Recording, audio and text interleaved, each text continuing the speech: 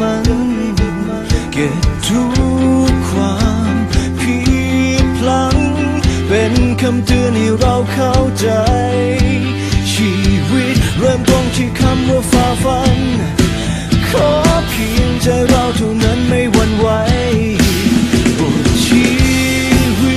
ตของเราจะทำให้มีความหมายในค่ำคืนที่ฟ้า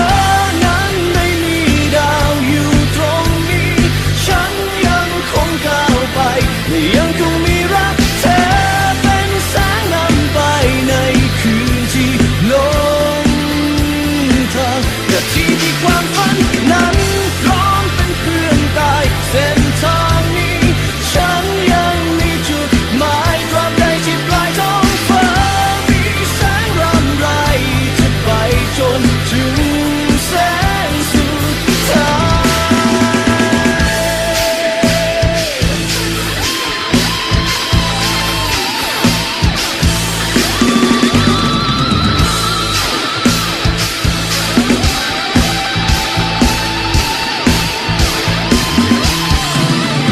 ความเดียวดายในคืนเหน็บหนาว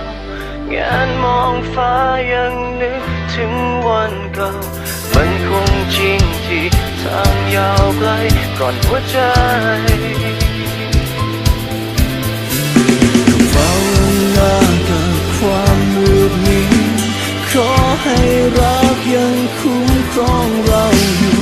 เติมพลังให้ใจดวงนี้ไม่ยอมแพ้ในค่ำคืนที่ฟ้าท้าทายใจคนอยู่ตรงนี้และฉันยังคงก้าวไปยังคงมีรัก